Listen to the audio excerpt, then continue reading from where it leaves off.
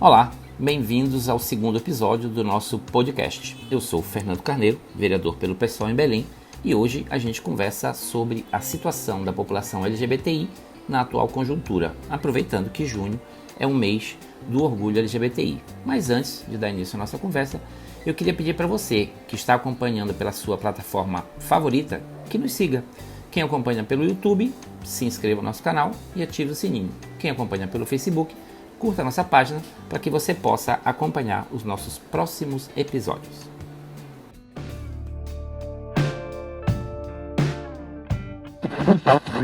E eu tenho imunidade para falar que sou homofóbico, sim. Eu não gostaria de ter vizinho meu, um casal homossexual morando ali com meus filhos pequenos em casa. O filho começa a ficar meio assim, meio gayzinho, leva um couro, ele muda o comportamento dele. Você tem uma cara de homossexual terrível, mas nem por isso te acusa de homossexual.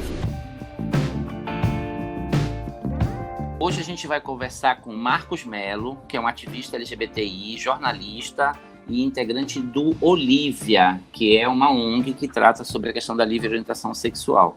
E com Isabela Santorini, que é uma ativista LGBTI e uma educadora social. Bom, a gente sabe que vivemos uma conjuntura nacional bem complicada, né, meninas? Diante de um governo que é declaradamente um inimigo da causa LGBTI, não só de outras causas de direitos humanos, como é que vocês veem, né, esse tipo de... Se houve retrocesso, se houve avanços nessa conjuntura nacional aí? Diga lá, Isabela Santorini, a palavra está com você. Olá galera, tudo bem? Como eu já fui apresentada, sou Isabela Santorini. Aqui em Belém sou uma das coordenadoras da Rede Paraense de Pessoas Trans. E eu vejo, né, esse atual governo a nível nacional como um desfavor realmente para a nossa população, principalmente para a população trans, porque quando ele entrou na presidência, ele já meio que amedrontou a população trans em relação a uma conquista, né, pelo STF, que era a retificação de nome para pessoas trans, era só ir diretamente no cartório. Então, a primeira coisa que ele fez foi falar que ele ia retirar isso, mas não teria como, porque já era uma decisão do STF. Mas, querendo ou não, muitas pessoas trans que não entendiam um pouco sobre isso, ficaram com medos e realmente foram logo retificar, correram para o cartório mais próximo para poder fazer isso. Mas, assim, a gente vê que a nossa pauta, a pauta LGBT, em específico a pauta de pessoas trans, que eu posso falar, que é meu local de fala, nós estamos completamente esquecidos por esse governo que realmente só quer a nossa população morta. Então, assim, a gente vê que são discursos absurdos que só retrocedem tudo que a gente já vem conquistando e lutando durante muitos anos. Legal, Isabela. E assim, né, algumas coisas também teve, né, Marcos? As declarações da ministra dos Direitos Humanos, dizendo que meninos vestem azul, meninas têm que vestir rosa, mas teve algumas coisas mais graves, né, como a proibição também do financiamento de filmes pela Ancine que tenham qualquer temática LGBTI. Como que tu vês também esse cenário aí em nível nacional de avanços e retrocessos? Houve algum avanço também no meio desse tanto de retrocesso? Oi, Fernando. Oi, Isa. Oi para todo mundo que está ouvindo a gente aqui. Realmente, como a Isa falou, o governo Bolsonaro ele traz uma série de iniciativas, de práticas mesmo, né? E não só o Bolsonaro, mas os bolsonaristas mesmo, né? Essa onda bolsonarista é extremamente conservadora, traz de volta essa questão de que nós vivemos uma ideologia de gênero, e aí, como tu estás falando da Damares, ela é uma dessas pessoas, né, que vem alimentando esse discurso de ideologia de gênero. Eles atacam tudo aquilo que a ciência vem estudando, tudo aquilo que o movimento LGBT vem trazendo para a população enquanto conhecimento sobre diversidade sexual, né, e eles vêm atacando os nossos direitos que já tínhamos conquistado, políticas públicas que nós já tínhamos acesso, e aí a gente começa a caminhar para trás com o governo como o governo Bolsonaro, né? E assim, é muito difícil a gente enxergar avanços nesse momento, realmente é um cenário muito, muito complicado. No próprio cenário de pandemia, nós vemos o Ministério de Direitos Humanos que não olha para a população LGBTI. Tem uma pesquisa do coletivo Vote LGBT que traz dados sobre a população LGBTI nesse período de pandemia, sabe? E aí é uma pesquisa que foi feita com mais de 10 mil pessoas e traz aumento nas tensões familiares, traz aumento nos casos de depressão, traz aumento do desemprego para a população LGBT. Então, o que o governo federal está fazendo para a população LGBT nesse sentido, sabe? E aí, infelizmente, a gente fala do governo Bolsonaro por ser o nosso governo federal, né? Mas eu acredito que esse pensamento e esse discurso, ele já se alastrou e a gente precisa estar atento em todos os níveis mesmo. Pela fala de vocês, fica muito evidente aquilo que a gente já sabe que o próprio Bolsonaro diz, não é novidade para ninguém. Ele não está aí para garantir nem ampliar direitos para a população LGBTI, pelo contrário, está para retirar. Mas, a despeito disso, né, a gente tem, por exemplo, 2 decisões do Supremo recentes que são importantes, que é a questão da criminalização da homofobia. E agora, há pouco, Isabela, eu queria que tu desse uma palavrinha sobre isso, sobre a questão da doação de sangue, né? Que foi liberado porque havia uma proibição em relação a homossexuais em fazer a doação de sangue. Eu queria que tu falasse um minutinho aí sobre isso. Na verdade, essa proibição não era apenas homossexuais, era pessoas trans também, pessoas lésbicas, ou seja, LGBT e em geral, né? E assim, a gente via realmente que essa proibição da doação de sangue, a gente via que realmente era por puro preconceito. Então, quando veio essa decisão, veio reafirmar também a nossa identidade. Por quê? Porque muitas pessoas LGBT já faziam essa doação de sangue, só que quando chegava no local tinha que renegar a sua orientação sexual ou sua identidade de gênero, porque eles faziam a pergunta se a gente tinha essa prática, né, sexual com outros homens ou com outras mulheres, e as pessoas falavam que não, ou seja, renegando a sua orientação sexual, a sua identidade de gênero, entendeu? Então, assim, aconteceu um problema comigo em relação a isso, de eu ir fazer doação na época que eu fazia um curso de enfermagem, e eu não tinha ainda minhas documentações atualizadas. E a responsável lá viu uma imagem feminina, mas o meu documento estava com um nome ainda masculino. E ela perguntou se eu era gay. Eu falei, não, eu não sou gay, eu sou uma mulher transexual. E aí eu percebi que para mim foi bem difícil, porque eu percebi o meu RG passando de mão em mão, as pessoas olhando o meu RG, eu me senti mega constrangida. Eu vi realmente que ali dentro estava tendo uma transfobia, né, por conta da minha identidade de gênero. Enfim, consegui fazer essa doação, mas não sei dizer se o meu sangue foi descartado ou não. Bem legal, Isabela, esse teu depoimento. Marcos, nós estamos em junho, né, que é o mês do orgulho LGBTI, internacionalmente falando, e tem o dia do orgulho LGBTI. Por que junho é o mês do orgulho LGBTI e tem o dia do orgulho LGBTI? A data do 28 de junho é uma data histórica, né, para o movimento LGBT a nível mundial. Nasce de uma revolta, uma rebelião que acontece nos Estados Unidos, no Stonewall, que era um bar lá nos Estados Unidos, e fala muito da nossa história, né? A questão de como que eram as vivências LGBTs naquela época. E aí tem mais uma batida policial nesse bar, só que naquele momento a população LGBT, ela cansa, né, dessa questão de não poder exercer o seu direito à cidadania. E acontece um movimento que é muito importante pontuar, e eu quero também que a Isa traga o local de fala, né? Que foi um movimento iniciado por mulheres travestis, por pessoas transexuais, e que trazem, né, esse sentimento de querer cobrar o seu direito de existir, de ser, de estar. E aí começa, assim, uma revolta contra essas batidas policiais, e não só contra isso, mas contra essa sociedade que te proíbe, que te restringe a uma vivência limitada, né? E aí começa uma série de protestos, muito parecido com o que está acontecendo hoje também nos Estados Unidos, né? E aí esses protestos vão acontecendo durante vários dias e fazem a população entender de que a população LGBTI, ela quer os seus direitos, ela quer ter acesso a eles, né? E aí isso marca a história mundial, a história do movimento LGBT. E aí no dia 28 de junho de 1970, a gente tem a primeira marcha do orgulho. Eu acredito que na época era orgulho gay, né? Então, isso também diz muito sobre o movimento LGBT, que ele nasce como um movimento gay, mesmo não sendo, né? Só que aí depois também uma luta de desconstrução dentro do próprio movimento, para a gente entender que ele não é um movimento só gay, ele é um movimento formado por uma pluralidade, por uma diversidade. E eu queria que a Isa também falasse, com certeza, sobre essa parte.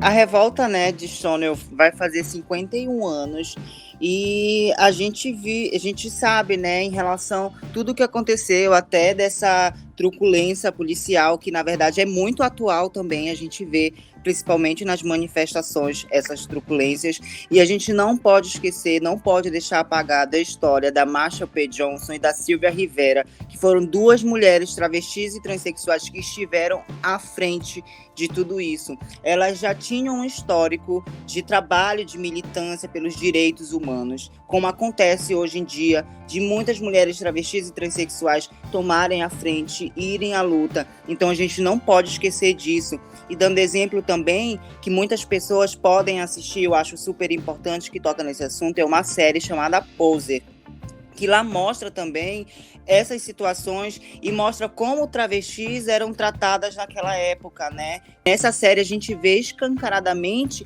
a transfobia que nós, pessoas trans e travestis, sofríamos naquela época e sofremos hoje em dia. E trazendo para o Brasil, na ditadura, né, que a gente tem uma travesti, ela é até da rede trans, que passou por todas essas dificuldades da ditadura, de simplesmente tentarem silenciar ela, apagar a identidade de gênero dela, que é Marcele Malta, que é uma figura muito conhecida no Brasil, que mesmo com toda a violência que ela sofreu, né, pela violência policial ou do governo, ela, hipótese nenhuma, esqueceu sua identidade de gênero, hipótese nenhuma, deixou de ser travesti.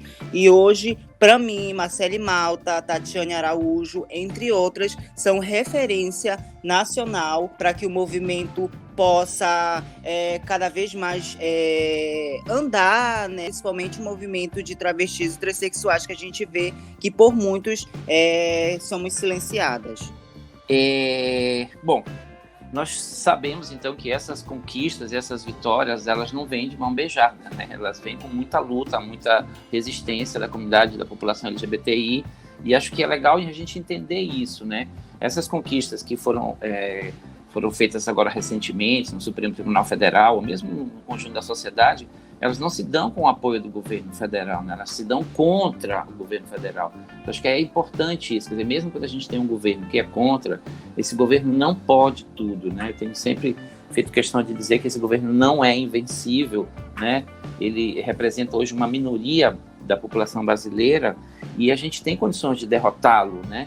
E a gente vai conquistando vitórias, né? E eu queria parabenizar a comunidade, a população LGBT, porque é incansável. Eu sou testemunha disso, é incansável.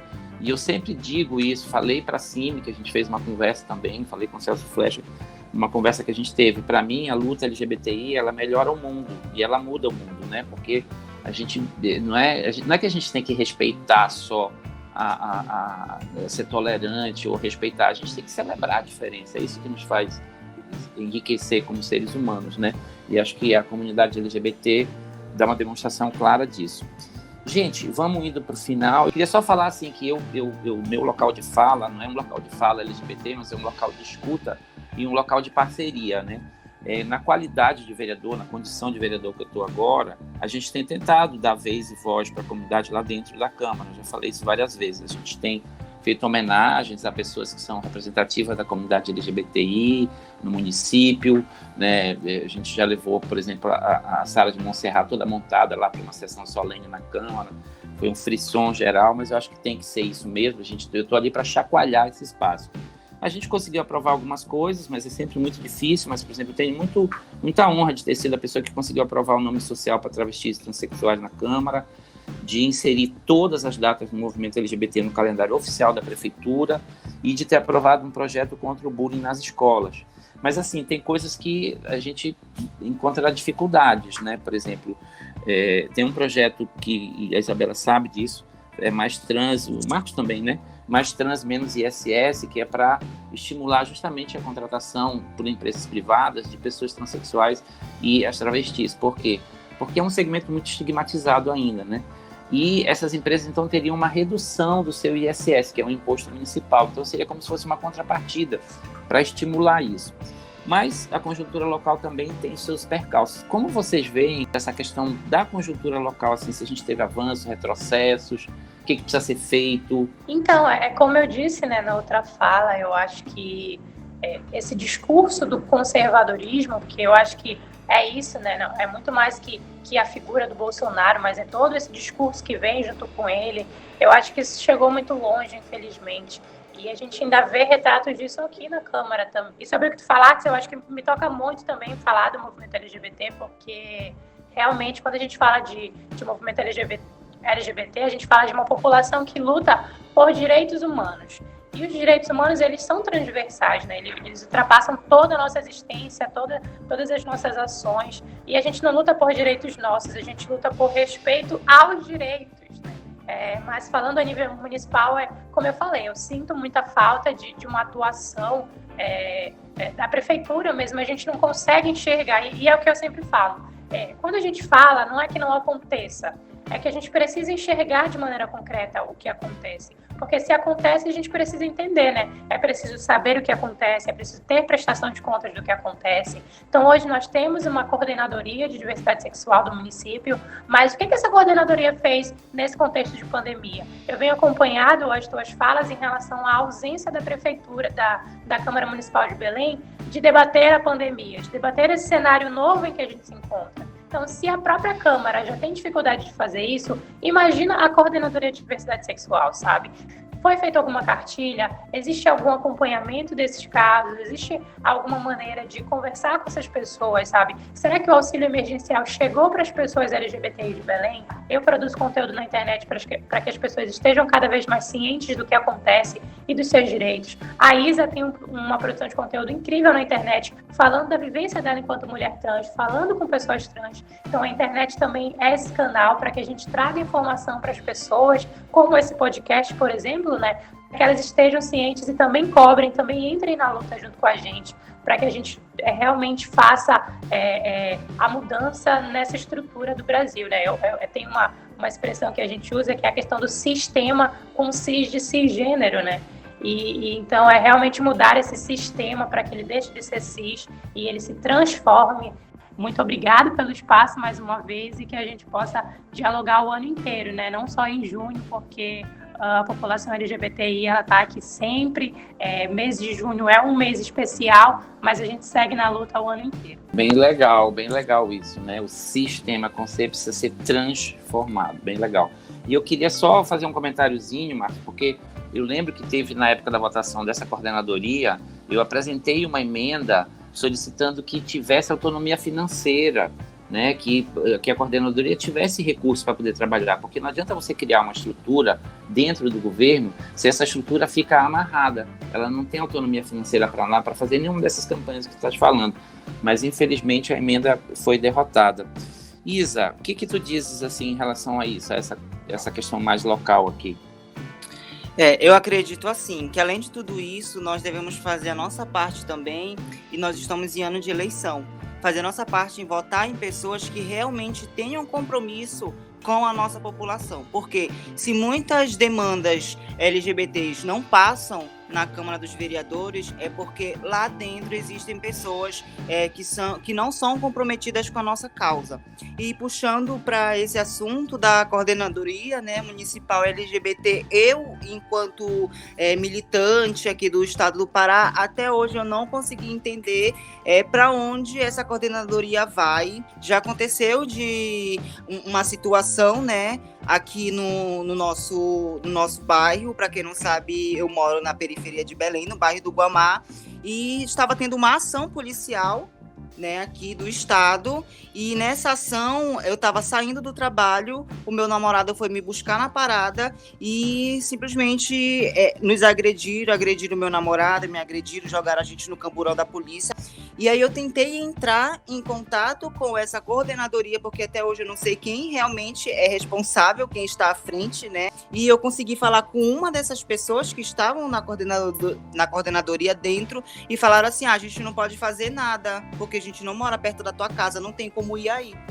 E isso eu fiquei, assim, bem chocada com essa situação, porque, poxa, é uma coordenadoria municipal, nós éramos LGBTs e nós estávamos precisando de ajuda. Para que foi criada, então, uma coordenadoria, se não fosse para ajudar a população, né? Mas eu espero realmente que ela melhore, porque é o que a gente quer, não é só jogar pedra, a gente quer que realmente os serviços melhorem, mas do jeito que está, eu acredito que não vai. A nível estadual, a gente sabe que nós temos a GLOS, né, que é a Gerência de Livre Orientação Sexual, que é do governo do estado. Eu acredito que investindo um pouco mais, né, nessa gerência, ela conseguiria alcançar muito mais LGBTs, né, do que alcança agora. Então, muito ainda tem que ser feito para poder realmente contemplar a nossa população. Então é isso, gente. 28 de julho, Dia do Orgulho LGBT, vamos levantar nossa bandeira. Não vamos para as ruas, porque a atual conjuntura não permite, mas vamos ficar e fazer a nossa marcha dentro da nossa casa e a nossa marcha virtual também.